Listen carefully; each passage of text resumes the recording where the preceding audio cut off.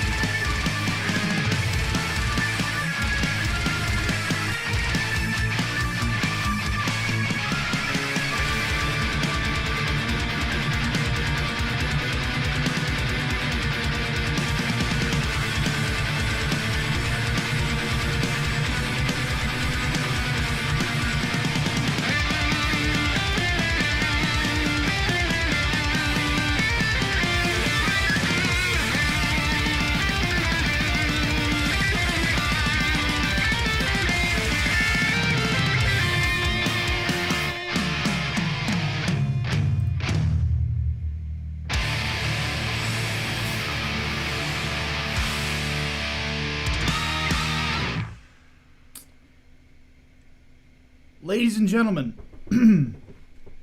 welcome to Late Night Micah. I guess you could call it the official show of Sleepless Comics. My name is Micah Curtis, your favorite vanilla gorilla, and we got a doozy to talk about today.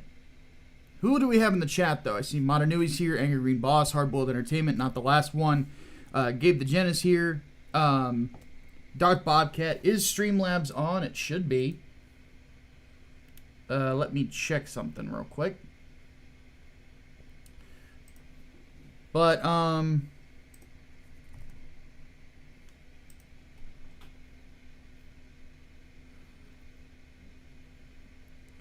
when it comes right down to it,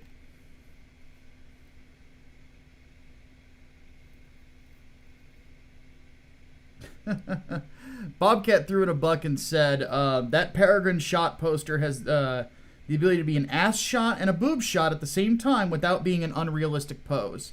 That takes skill. That's Brian for you. He's just that damn good. So, Changus is here as well. Angry Green Boss, Matthew Fowler.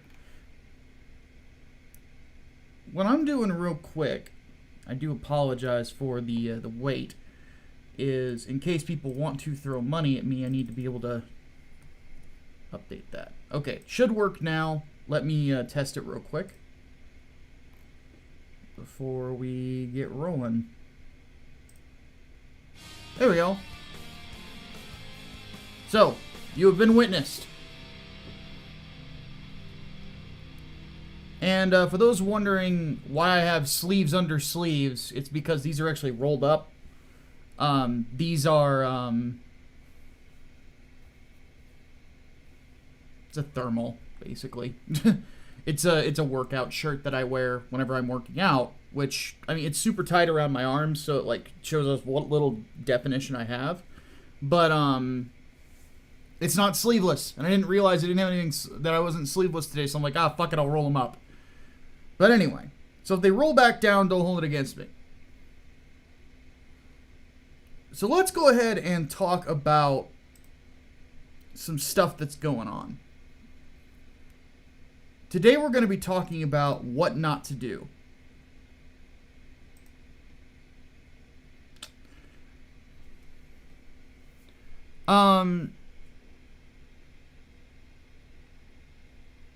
One thing I have noticed, I've been getting a lot of questions from people about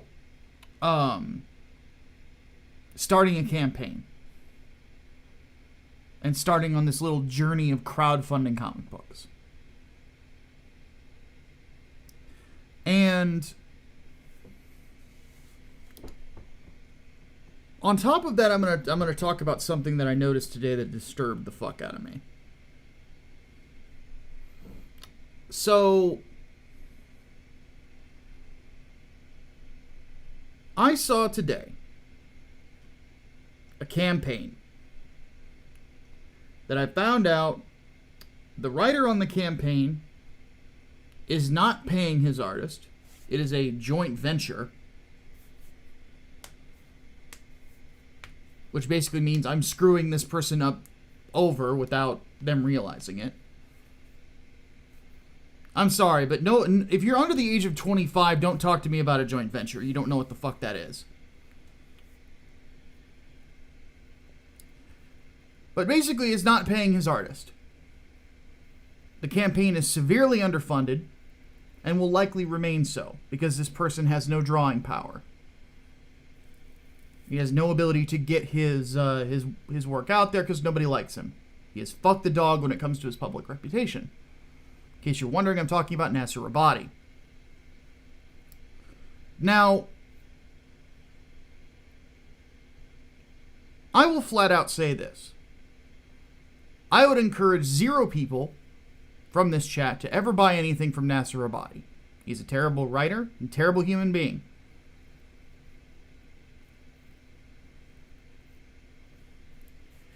But here's what this tells me about how that campaign was set up. That means that this scumbag young man, more than likely, went to this artist named Vic and said to him, let's do a joint venture comic and we'll set the goal really low so it gets funded and we should be golden from there.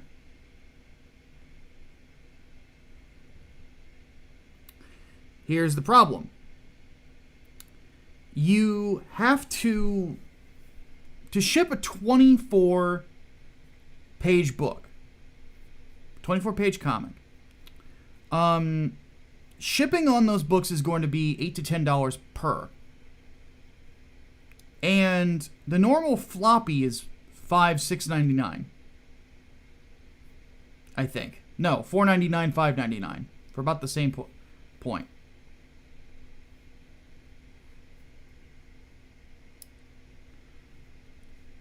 So if he is he's charging $25 or something like that, plus shipping. So obviously the campaign is overpriced. Beyond that,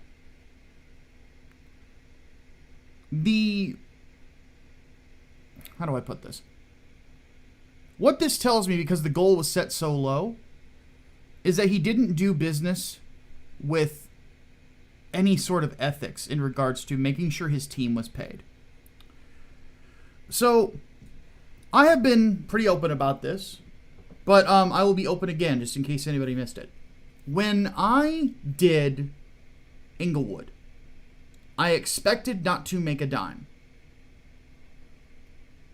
When I budgeted out the campaign, it was very simple. I knew a sales goal I had to meet, which I met. And even undercharging on shipping, we managed to get it done. I didn't make any personal profits, but my artist got paid, my colorist got paid, my letterer got paid. Hatman and I are the business owners.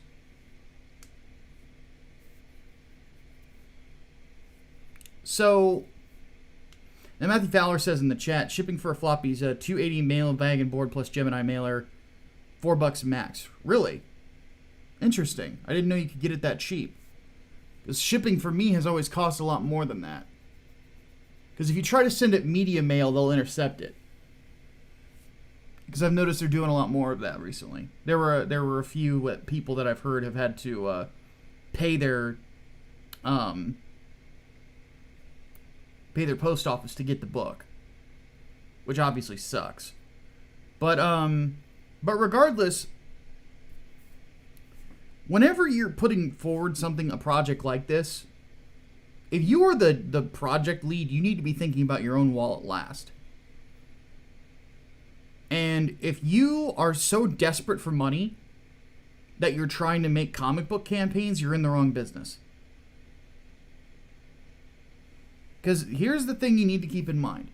Most of the people who, in the year 2020, have made big money on their campaigns within the course of this year is,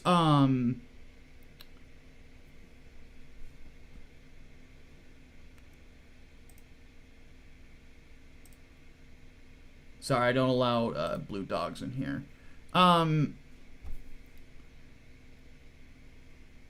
The general point is that if you're the project lead, you need to be thinking of yourself last. And yeah, if you're trying to get into this, you're in the wrong spot. And we need to be honest about something. Kissing Ethan Van Sciver's ass does not mean that you're going to get profits. It doesn't. Generally speaking, you have to build your name. And you have to think of your name as a brand and what the value of that brand is and what that brand entails. So that when people get to working with you, you know what's going to happen. Now, response to Nasser Abadi is rather obvious. Everybody knows he's a scumbag. And that's basically it. Nobody would want to work with him. That I know. And I know quite a few good artists. Meanwhile, I've had to turn people down. Do you want to know why that is? Because anybody who works for me knows they're getting paid. Anybody who works with me knows that I'm going to actually communicate with them on a regular basis. Anybody who works with me knows that I am not going to try to screw them, that I'm thinking about myself last, because I am the business owner. That is the goal. Everybody else gets paid before me. Now, I have the potential as the owner to make a lot of money, but I might not. A lot of people who own businesses tend to not make much in the first year or two. And going into this, I had accepted that. So if you're coming into this, and you're not thinking of your artist first, and you're not thinking about the people who are working under you first, you're trying to start all this joint venture shit, what you're basically saying is that you're trying to remove yourself from as much responsibility as possible.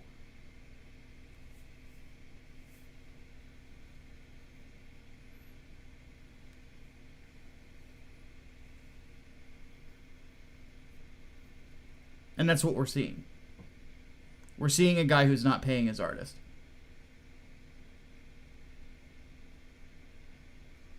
What I'm going to say is this. When it comes to Nasser, he is scummy as fuck. So I would actually actively encourage anybody who is an artist in here, do not work with him. Because he will, as you will see, he will try to screw you out of things.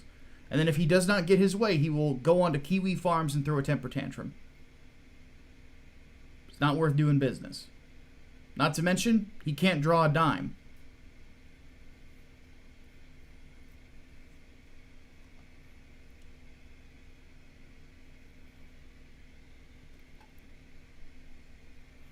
Now,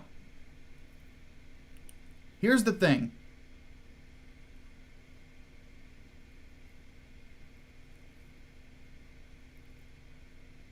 And Matthew Fowler, who has had a few successful comics of his own, says, I always offer co-ownership for reduced page rate. Most just take the higher page rate. Exactly. And that's I don't even go there. So I'll tell you guys how I do it.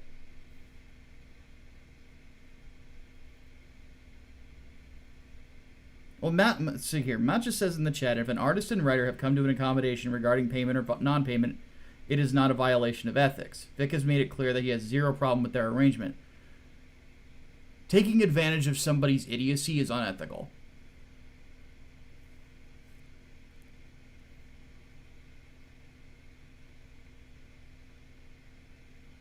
Exploitation is unethical, because that's what that is. I'm sorry, but no. This person's clearly never worked in this industry. No, you don't fucking take advantage of people like that. That's not ethics. If I convince someone to be my fucking slave, that doesn't mean that I'm ethically doing it.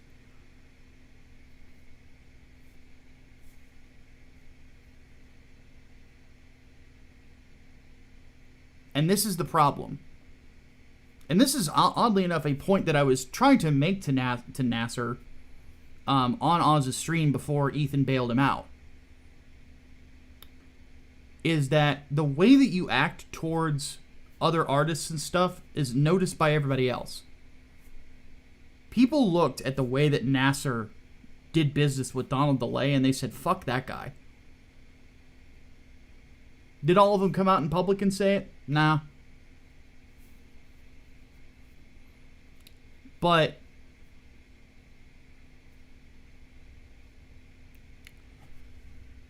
I know that a lot of people noticed. I know that a lot of people made stupid mistakes of trusting him in the first place. Bobcat throws in a buck and says, if I offer to pay you 2 quarters for $1 because 2 is more than 1 and you accept it, I have taken advantage of you. Exactly. That's a good way to put it. It is exploitation. And even if somebody volunteers to be exploited, you shouldn't do it. And here's the thing. A lot of people don't realize this. Ethics are morals.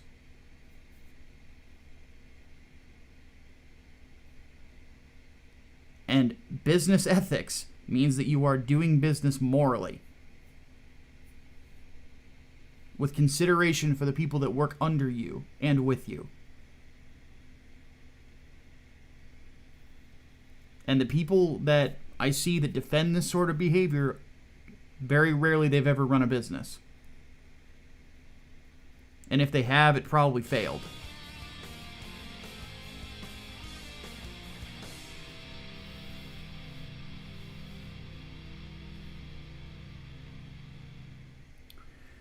See here. Serena throws in a buck and says, thanks for the writing advice yesterday. When my book becomes available, I want you to do a critique video so I can improve my writing for future books. Erwin can do a lot for an artist. He can draw, color, and even letter books. Nice. And yeah, once you're finished, I'll have a look at it. So here's how you should do things. This is the way that I do business, and this is the reason why people want to work for me. Is, first off, I don't offer co-ownership at all unless it's somebody I trust. And that has been 0 people so far. So, and it's nothing personal, but when it comes right down to it, what I would much rather do is I would rather put them in a position where they are being paid a good amount of money to focus on exactly what they need to be doing, instead of potentially lesser money and they have to wait for it. Changus throws in a buck and said, so Ethan essentially defending Nasser's methods. How long till this bites him in the ass, or is he's just too big now? No. What happened was, I was on Oz's show, and when I was giving Nasser a similar speech to what I'm doing today, Ethan cut me off so that Nasser didn't have to listen. And it was about ethics, and it's the stuff I'm talking about today. The problem that Ethan has is he has a blind spot for Nasser because Nasser was a funny character on his show years ago. And as such, he tends to cover for him a little bit too much. And makes excuses for him, and he shouldn't. Just because somebody is young does not mean that they are free from consequence. I wasn't, Ethan wasn't, a lot of other people weren't. So, and by the way, because I know people are probably going to start drilling me about, well, what about X person? Probably Liam or something like that. I have DM'd Ethan Van Sciver to try to parlay an agreement and figure some shit out. It's been a few hours. He still hasn't contacted me back. And when it comes to all this nonsense, if Ethan really cared that much, he could have contacted me and I could have helped him out. And like I said last week, all the drama's fake and gay. It's pro wrestling bullshit. Don't fall for it. It's manufactured outrage. Nobody really cares. Because the people that have supposedly been canceled are not benefiting from the people who are anti-cancel culture because they're not buying their books.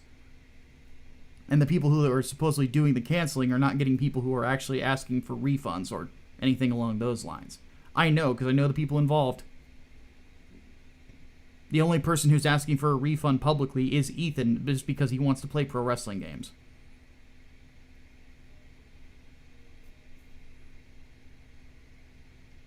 If people really want these situations figured out, they would handle it in private, but they don't. They're playing the game. And I hate the game. The game is fake and it's gay. But the point is this. Nasser is an unethical piece of shit. That's basically the long and short of it. You cannot sit there and abide somebody not paying their fucking artist. I'm sorry. You just can't. If you are, you support exploitation. In which case you can go fuck yourself. So, anyway. But here's how I do it. Whenever an artist approaches me, and let's say that I give them a pitch. They like it. From there, I go into negotiation. I say, what's your page rate? And I let them go ahead and set the bar. They'll tell me how much they want, and I will determine, as the owner, whether or not what they're charging is equal to their level of skill.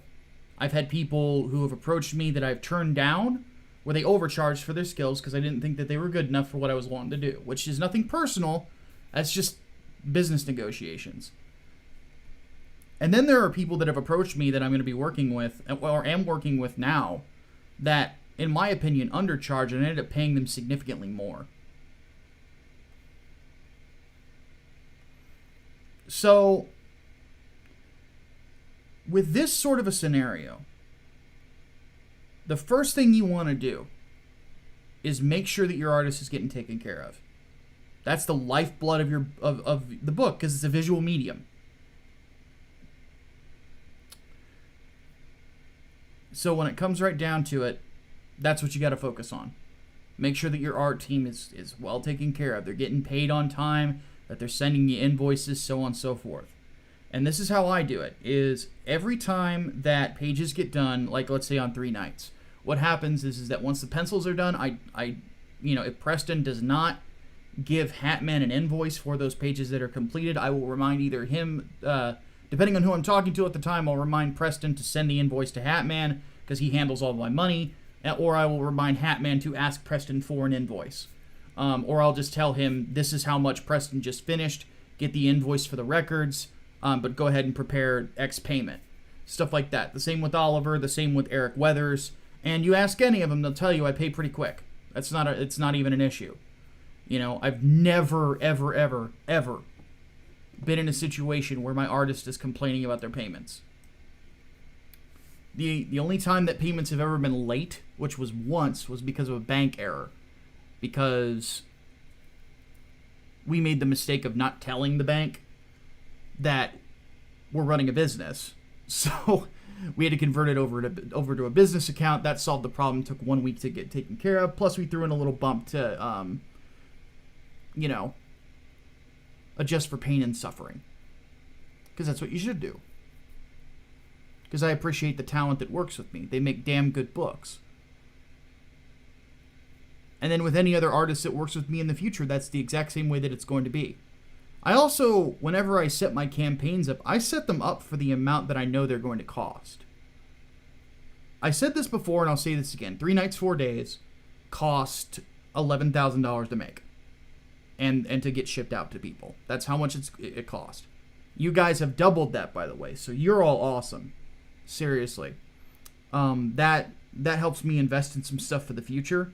And of course, these guys get paid and then some. So, and they deserve it. I mean, in my opinion, I've got one of the best, if not the best, artist in independent comics that's never worked for the big two on my book.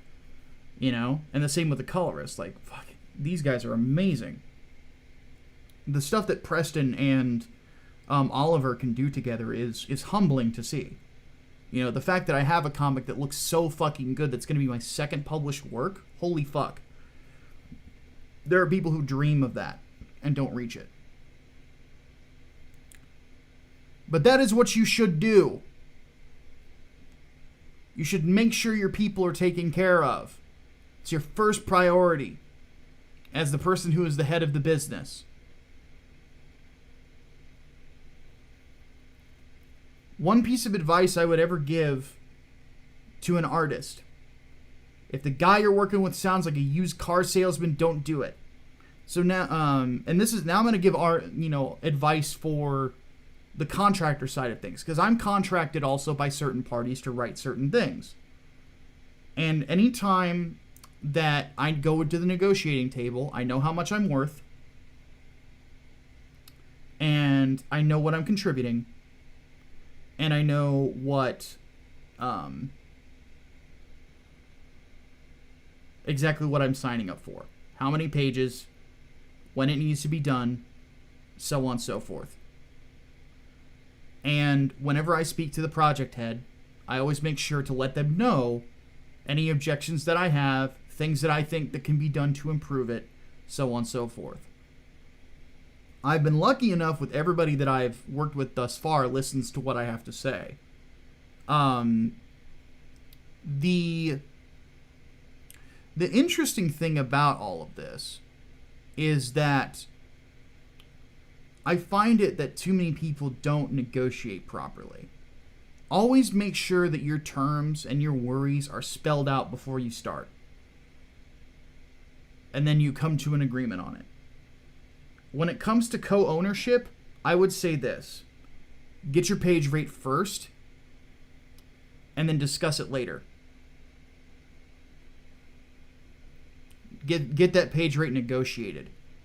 Because what I do, or what I would like to do, honestly, if I'm ever in a co-ownership situation, I'll basically say, look, this is what my page rate is going to be. I would much rather, have this guaranteed to me. But if you think that that co-ownership is a thing, we can wait a little bit to see how much money we're gonna make. In which case, we can always rewrite contracts and so on and so forth. And that's the other thing that I would definitely advise to people: be flexible.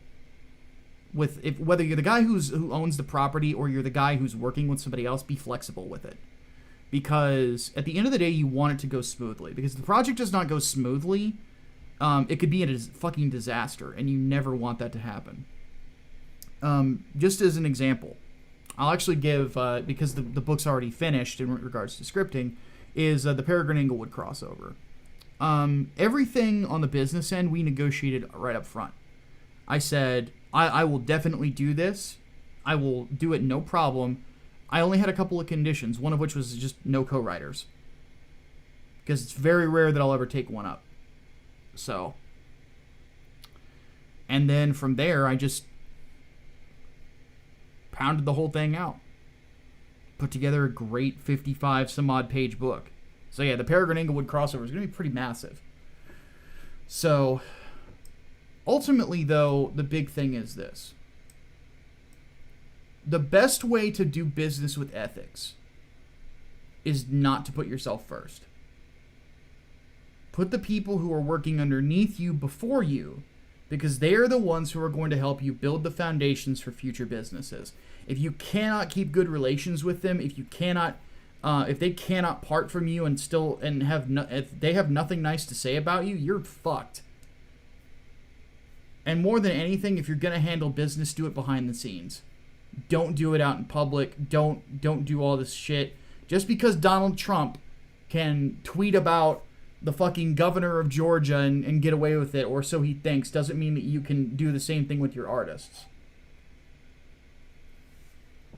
I've seen people tweet about other people's page rates, looking at you, Nasser, and things along those lines, and it just fucks business over and makes people not want to work with you.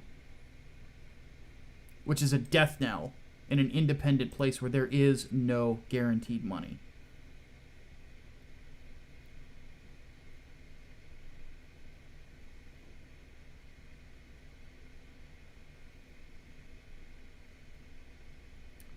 Dark Dog Studio says, how does flexibility work with contracts? Usually contracts are pretty rigid. You can always renegotiate. You know, you can always set those terms and actually put them in the contract. Like, on X amount of date, should certain conditions be met, and then you outline what those conditions are, then renegotiation of the contract can be done at this time. So, it is what it is. Alright, let's see what the chat's saying.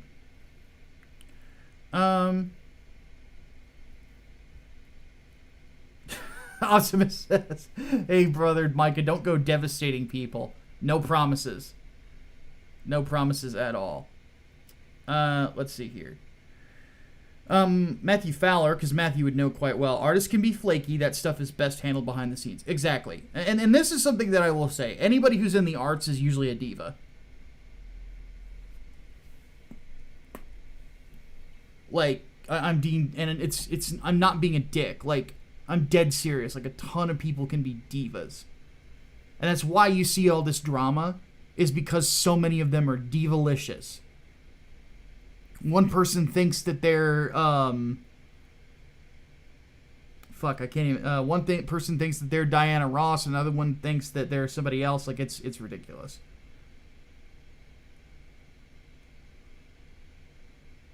Oh, it's that guy says, honestly, if comics like yours were in stores, mine wouldn't have shut down. Trust me, dude. I want to get to a point where I can get them in stores, but it's gonna take time. But the big thing is that I play the long game. You know, I'm always planning for what I would like to do. I would like to get ahead on Inglewood and get the scratch built up to consistently be working on it so we can get it into stores. And basically have the graphic novels, which are crowdfunded, and they're of a higher print quality and so on and so forth, and then go through alternate distribution for the comic stores. So that way, if people, you know, that way we can get these things out month by month to people as well. So, but the thing is that, and this is the other thing that a lot of people don't realize, sometimes comics need to be planned out 6 to 8 months in advance. And the thing about, like, what you guys are seeing is you're basically seeing comic production in reverse. you know. You're seeing the opening and then the concept and that, and then it gets funded and it just goes backwards and then it goes into your hand. It's kind of weird. It's not the way that a lot of people in comic books are used to doing things. See here. Bobcat threw in a buck and said, watch the interview with Tim Lim earlier today. He suggested people do Indiegogo and Kickstarter since they're different audiences. Have you considered doing a run Second Chance Inglewood on that? I have not. I don't know if that's really true. So, I don't know. I have no clue what I'm going to do with that in the future. Serena throws in a buck and says, I took your advice. Looks like stretch goals and some CG campaigns. I was thinking of doing art prints, posters, and music files. How do you write a contract? I would have to teach you that in private. As for art prints are good. Posters for stretch goals are a bad idea. Sell those separate. Prints are cheap. Posters are not, especially because you're shipping them in tubes. So, when it comes right down to it, you got to be careful about that. Because, like, the posters for 3 Nights are all shipped in tubes. That's why we charged so much for shipping with them. Is because we want to send them to you because they're the kind of quality that you want to be putting on your walls. You know? Also, the creator of Devastator is here. Liam Gray, he's in the chat. So,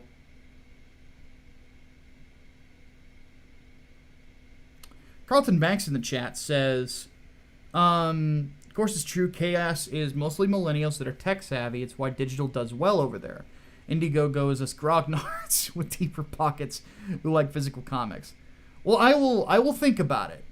I will think about it. The one thing I worry about is the optics among CGers. I don't want people to think that I'm trying to pull some bullshit, you know. So I will have to poll the audience and see what people think. I just don't know yet, but I'm always interested in looking into things like that. Sometimes I wonder, you know. So, speaking of that, let's go ahead and talk some promotional shit.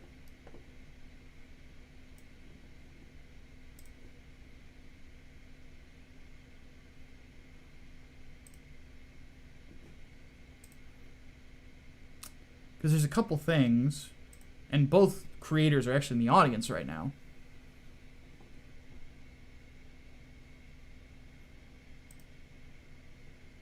Peregrine, Wings of the Falcon. Get your wallets out. Do I have a mod here?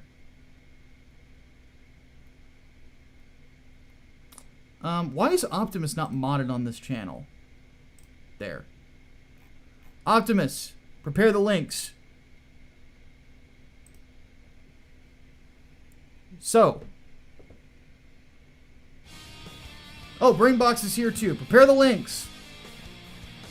Doc Bobcat throws in a buck. He says, I'll DM you the interview if you're interested. No, I think you kind of summed it up. But,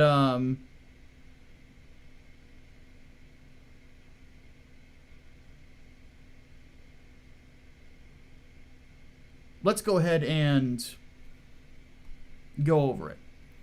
So,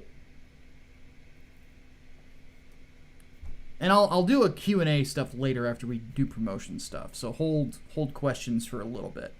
So Peregrine, Wings of the Falcon, they are $270 away from 50K. Now, I have helped as best I can with trying to get these guys there. I know a lot of other people are as well because this book is fucking amazing. I say this as somebody who has actually written the character of Peregrine for that crossover. They have upgraded the upgraded and updated the campaign to include more colored pages. So I don't know if some of you have seen these or not. But Farah Nurmaliza is impeccable at what she does. Another thing that they are offering is a poster bundle as well. Now, you already get a couple of posters for free with it. One with a character that will never be printed, and then the character that's already been printed that's fucking amazing in the Saint of Inglewood. So this poster you get for free if you back the campaign. Optimus, if they get the poster bundle, do they get that one as well? But here are the posters you get with the poster bundle. You get this one done by Peter Gilmore that shows off Peregrine's cake.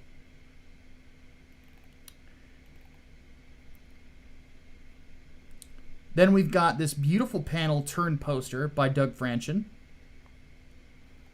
And then, of course, because many can't afford the painting, is a poster of Preston Aceveto's, painted cover for Peregrine as well, which is fucking incredible.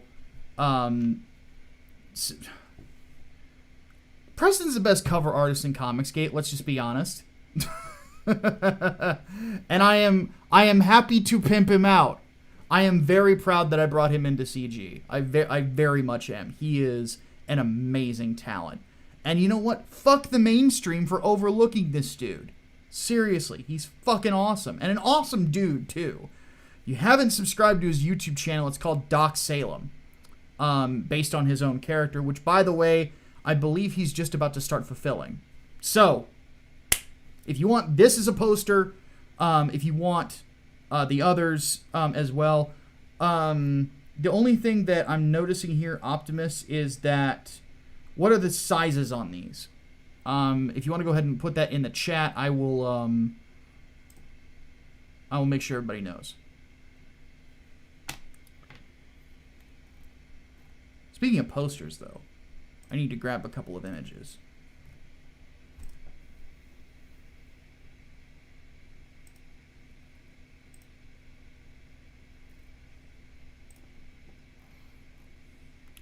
Because I woke up having to do business today. Hatman's like, I can't find this image that Eric just did. I'm like, just DM him. Fuck you asking me for? I love Hatman, but sometimes he Hatmans it up. So in our own time on the podcast this week, we will shame the Hatman for that. Sorry, I needed to queue something up for a little bit later. Okay. So we got that. 18 by 24. There you go, guys. So, pretty sizable poster. It's not quite this big as like Thanos or Guts over here, but it's bigger than these two. My one's in the middle.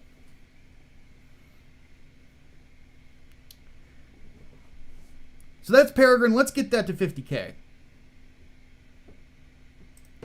Next is Xenotype by my brother Liam Gray in the chat. So, Xenotype is a book by Liam and Odysseus, or many know as Odie, who is a virtuoso when it comes to art, to say the least. He's a young talent, and he's sort of like a Heisman Trophy rookie when it comes to art. And Liam had the sense to draft him right out of the gate. The book is finished. The black and whites are printed. Liam actually just did a stream showing off the size of it too, which like I said to people, it's a trade paperback, which is why it costs as much as it does. But even then, you're getting a massive trade paperback for $50, $51 American rather, plus shipping. So the silver editions are printed. Liam has them right now. And then on top of that, let's see, what was in the silver plus? In the silver plus, you also get a poster on top of that. The gold is currently being colored. And I think that you're just in the touch-up phase, I think you told me, Liam. So Scotsman's almost finished. And then that's going to go to print too. This is the one I'm really looking forward to because I love Scotsman's color work. I really do. Scotsman is another dude that I'm hoping to work with in the future too, who's just so easy to work with. He's so knowledgeable. If you want to get into coloring comic books, you've been interested in it, you need to be watching Scotsman. He will teach you while he works. You know? He is just, boom, really fucking good. So if you haven't picked up Xenotype, like I said, we're getting close to fulfillment on this one. I say we as if I own it, but I've been so involved with the process of this comic book getting out and helping Liam out as best I can that if I'm not in the special thanks, I'm being pissed. No, I'm kidding. But in all seriousness, though, it has been Liam's been a member of this community for years, and a lot of people tend to forget that. And I've been watching him, do this and start his journey for a long time now, and I'm proud of him and what he's been able to accomplish, So he's an awesome guy, awesome dude, awesome book. Pick it up if you haven't already. It is pricey, but again, it's a trade paperback. It's a massive story with top of the line art you're not going to find anywhere else unless it's like one of my books. So, speaking of top of the line art, Only Death Can Save Us by Russ Leach, the comic book Black Belt. This is a book that we really need to get more people backing. So I know that I have people in the audience that are fans of old school Marvel cosmic stuff. Obviously I am, because, again, I've got Thanos right behind me, right? And Russ is putting together a great book that is very much an homage to that time period with, of course, the Four Horsemen of the Apocalypse. I'm looking forward to picking this one up this month. I really am. I think that he is he's a tremendous artist, and I love this aesthetic. So I'm definitely going to be picking it up and loving it as I read it. So Only Death Can Save Us. Link in the description. You of course can meet Russ on his YouTube channel, which is called Comic Book Black Belt. It's badass, to say the least. So, and let me go ahead and link this in the chat, because I don't know if it's in the description.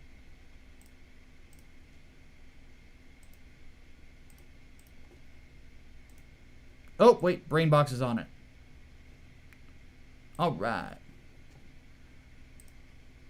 Speaking of creepy, Cryptic Legends, the Mothman. Why does this only have 55 backers?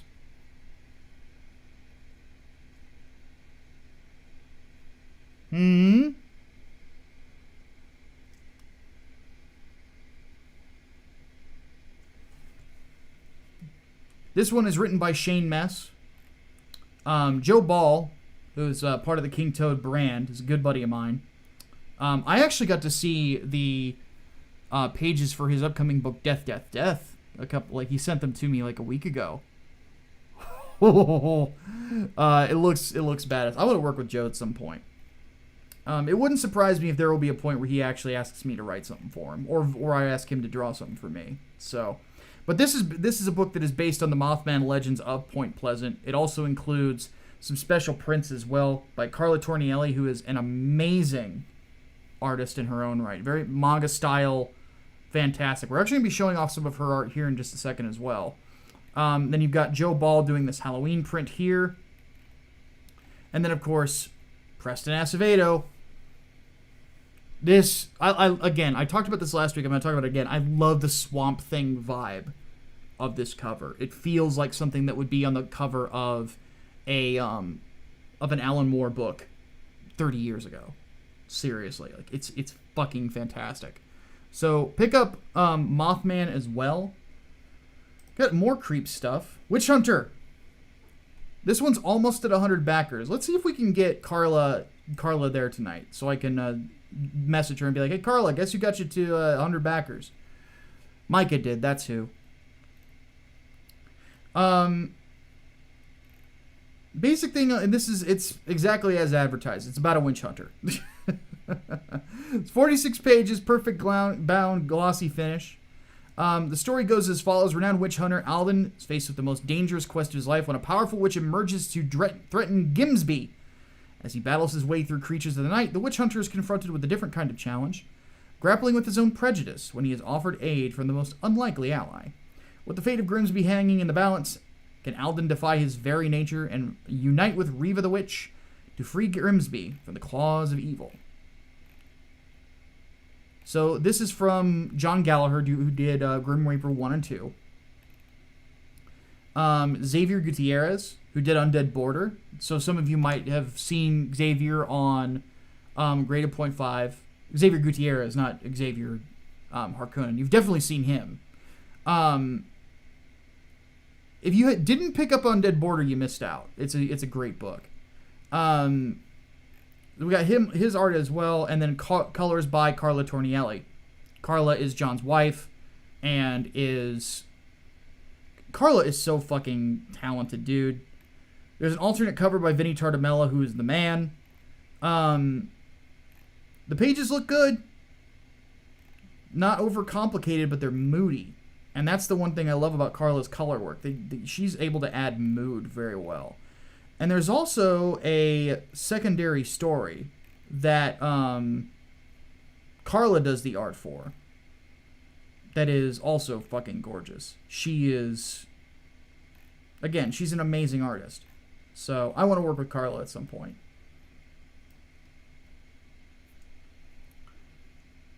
So let me go ahead and I'll go ahead and link this one in there. I don't know if I've put it in the description yet, but I will here in a second. Finally, before we get to my own project, and then we do Q&A, Six Gun Gorilla, Cemetery Without Crosses. Now, I believe that Brian has already started fulfillment on the last Six Gun campaign. I need to message him. I haven't gotten my book yet, so I don't know if it got sent out.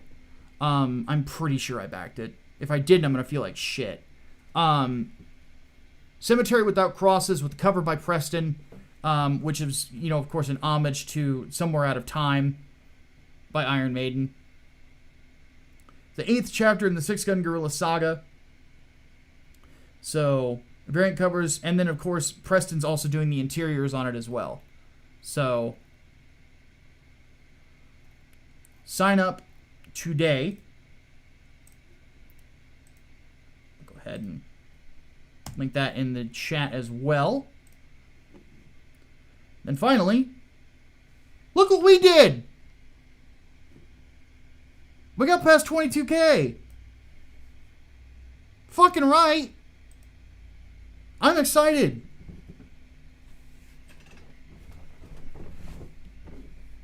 This is an awesome book. I want to get to 400 backers next. That's the goal. 18 more.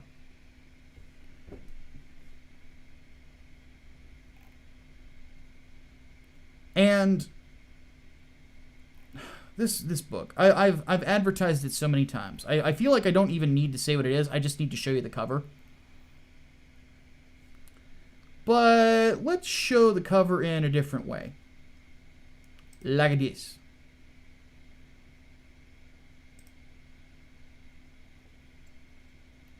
This, ladies and gentlemen, is the poster of the cover. It is, as Hatman described, gloss with a satin finish. Perfect for framing. It's an A2 sized poster. So it's massive. It's pretty. I'm petting my monitor because it looks so pretty.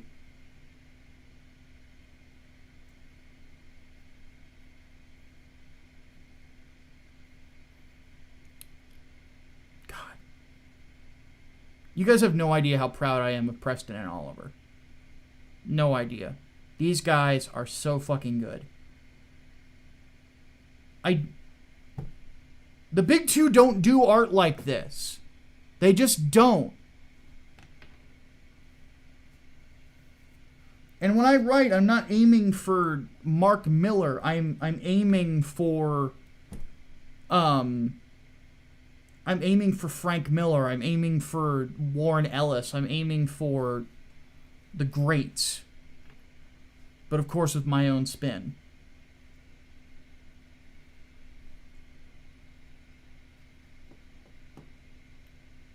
Gosh, it looks so good. So these posters are available. I'll actually show the tier in just a second. The other option you get is the Battle Prayer poster. Now, just as a heads up, this stuff back here is the protective paper. The actual image ends right here at the border. So, just so you know.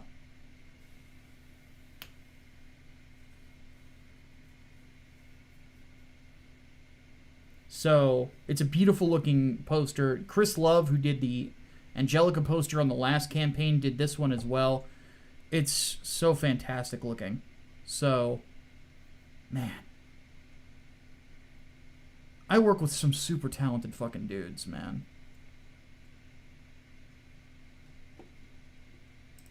But if you want to get the posters, there is a tier for them. Comic and poster right here. You can also add on the other one, if I recall correctly. Or you can add on a poster to any of these. My suggestion, get this tribute cover by Vinny Tartamella.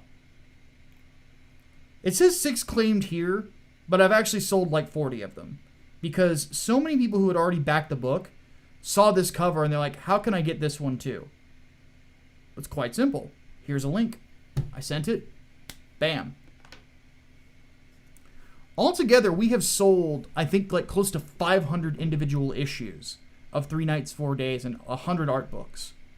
So, if you go up here also to the comic and art book tier, you can get that, or you can just add it on to the Vinny T cover. Every single individual a la carte item that is on here is available as an add-on on any perk.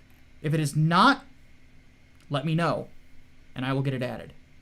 Also, we have 3 more original pages of Preston Acevedo art still available. Now, again, boilerplate disclaimer. If you are interested in buying an original comic book page, you will not be getting the Satyr. I have actually advised Preston to wait for a higher amount on that, because the pencils for the Satyr are, like, look at how fucking good this art looks colored. Let me pull the pencils up for you guys real quick. Give me one sec here. Because this is what I do. I actually save everything that my artists send me. Even the stuff we don't print. Because there are little things I know we can learn. Alright, let me find the Satyr real quick. It's page 17, I think. Yeah. These are the pencils. This is not inked, by the way.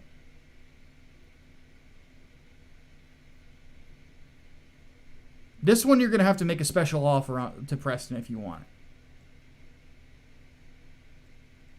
Because this is one of the best comic book pages I've ever seen in my fucking life.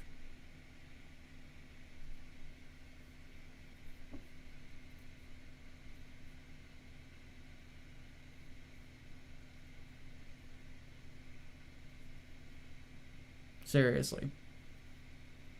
This is one when I was on a stream with Art Tuber and Ethan Van Sciver. The reactions from both of these guys who've been in the comic book industry for like 30 years or so. Ethan was like, damn, that's good. And then Art was like, holy shit.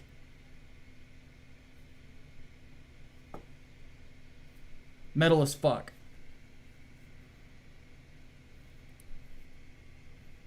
Servant of God 777 in the chat says, how about how does 2 grand sound? Because it looks like it's worth that easy. Yeah. That's what I think this is worth. $2,000. Didn't that piece sell at an EVS auction? I don't think he sold this one. I think he sold a different one. If he did and he sold it for under that much, I'm going to be mad at him. So.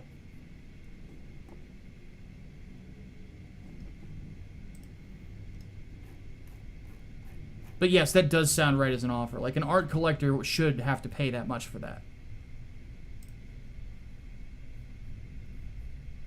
So, 3 Nights, 4 Days, Part 1. Pick it up. It is going to be an amazing, amazing book.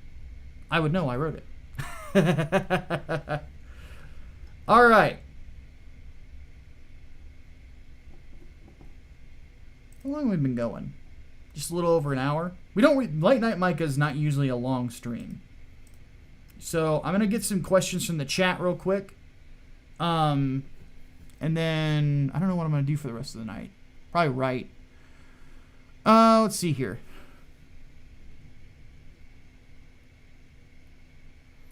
Bobcat said, you showed me without context. I think this is an image of a Dark Horse comic.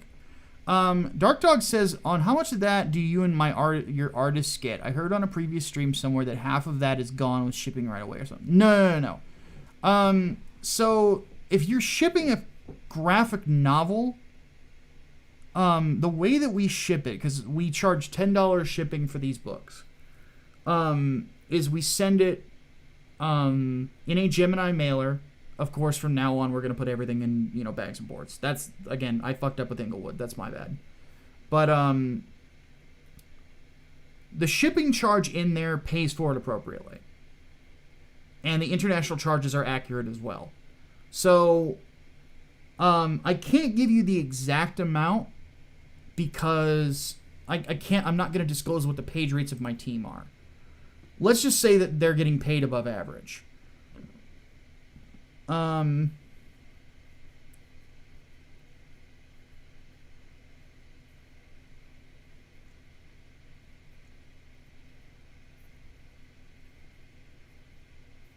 I really want to disclose how much money I'm getting? I don't think I want to. Let me just say that I'm making profit off this. More than Inglewood, obviously, because I made no profit on Inglewood. But I'm making a pretty decent amount of money on this. And some of that I'm going to share with my art team because I don't really need a lot of it because I have my day job as a writer for RT. So I already have an idea of what I'm going to do with the money. But yeah. We made money on this, to say the least, and I'm very happy with it. But then again, it's what everybody told me. They said you might not make a profit on your first book, but on your second book you probably will. And lo and behold. And this has been a groundswell effort from CGers. Like, I didn't go on any major shows until the end of the campaign. And by the time we did that, we were already at 18,000. And that drove me past 20K. So, and I really appreciate John Malin and Raging Golden Eagle for doing that for me. So, they're good, I still get along with John quite well. And, RGE's been a buddy of mine for 4 years. So, let's see, what else we got? What would I say to expect when looking for printers and shipping companies?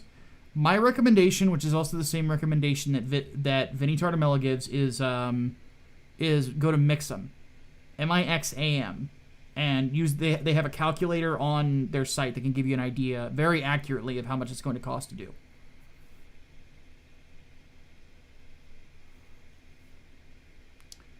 Do an impromptu Twitch stream to finish Double Zeta. If I do an impromptu Twitch stream, it'll actually probably be to power through Final Fantasy tonight. And if I did that, I'd probably do in another hour. What do you think should be the number of pages for a first-time comic? Well, I did 36, and 12 of those pages were because I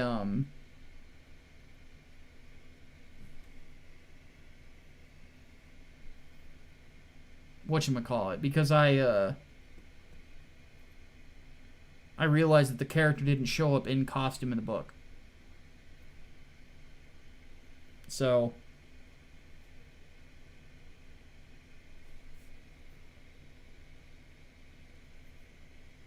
there'll be more giant fuck all giant hammer fights. Oh hell yeah. Dude, you guys are gonna... Did I show it last time? I think I did. I'll show it again. Some people were wondering who fights the satyr.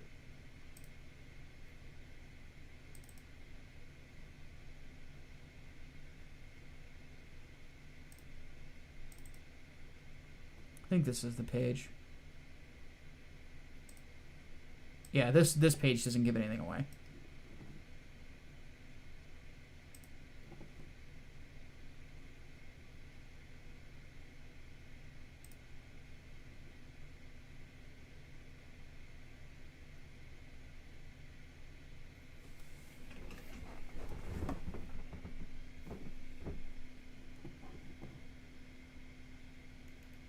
What a fucking beast. He sees it and he charges it.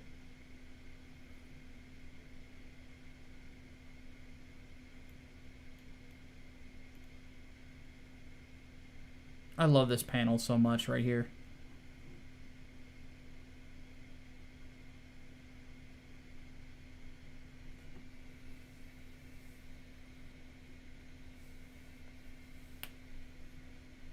God.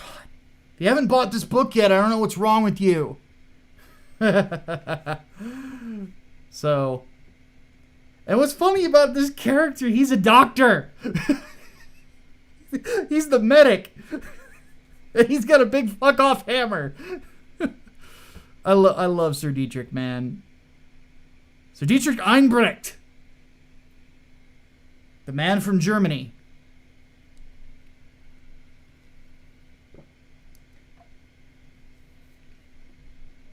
He is a such a beast. Look at that. Like, here's the little details on how good Preston Acevedo and Oliver Lee Arce are. The fog coming off of the little girl. And the way that it bends out and covers the satyr.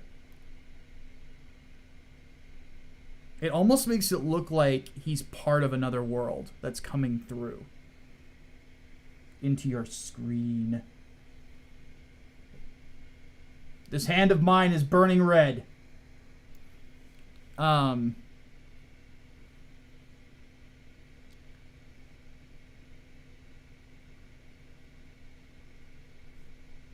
That's actually kind of cool. I can, with my lighting setup, I can do Shining Finger. This hand of mine glows with an awesome power.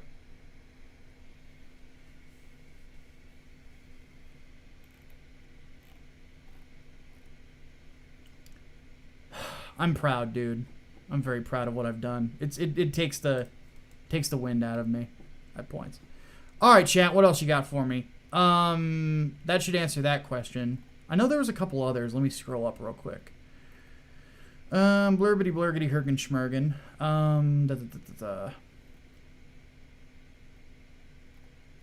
Is Winch Hunter Robin a thing? Yeah, that's an anime. It was on Adult Swim like years ago. Matt, you and I would have been teenagers when it was on when it was on Adult Swim. It was a pretty brief run. But it aired here, like, you know, I know that the Cartoon Network, like, yeah, because, yeah, most cable packages here in Illinois had Cartoon Network around the time we were teenagers, so.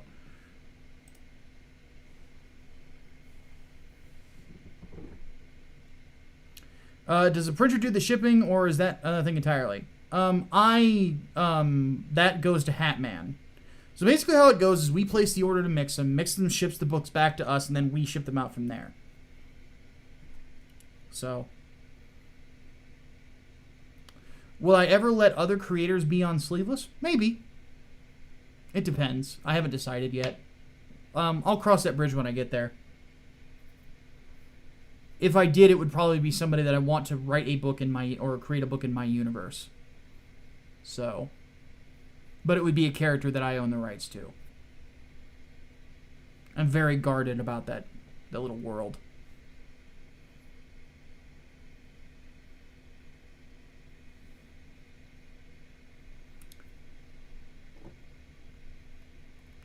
Alrighty, folks. Good show. Good talk. Lots of fun. Surprisingly not a lot of shenanigans. At least that I saw.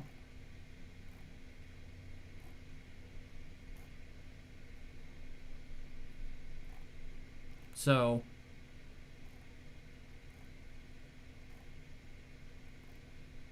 I'm going to go ahead and take off. just remember, ethics. Do business with ethics. Don't exploit people. It's not cool. And don't stand for exploitation either. Exploitation of artists is something that's been going on in comic books for far too fucking long, and the people who do that sort of shit don't deserve to be here. And I pray that the market takes care of them. The good thing is it usually does. And on top of that, don't be nobody. So, I will see you guys soon. Until then, my name is Micah Curtis, your favorite vanilla gorilla and the head of Sleeveless Comics. Have a great night.